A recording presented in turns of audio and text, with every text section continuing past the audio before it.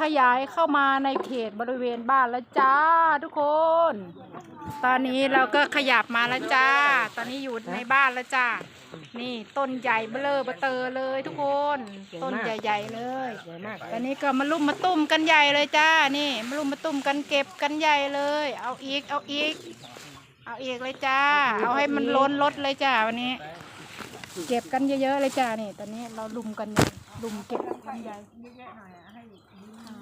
ไปที่พระเอกเก็บเยอะๆนี่คนไซส์ไม่ค่อยใหญ่เลยนะเพราะมันโดกมากโดกมากๆเลยตอนนี้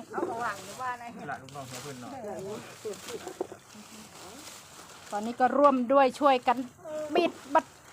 ดลำไยนะบิดลำไยบิดลำไยเยอะแยะเลยหลายกระสอบเลยนะทุกคนวันนี้2 คันรถถ้ามี3ก็จะไป3นะทุกคน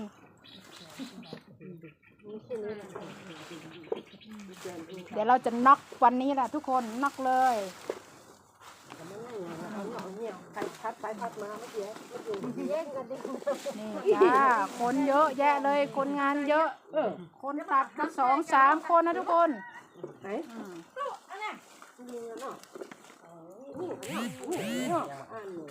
ลงไปแรกอ่ะลงไปข้างล่างมันไม่เสียง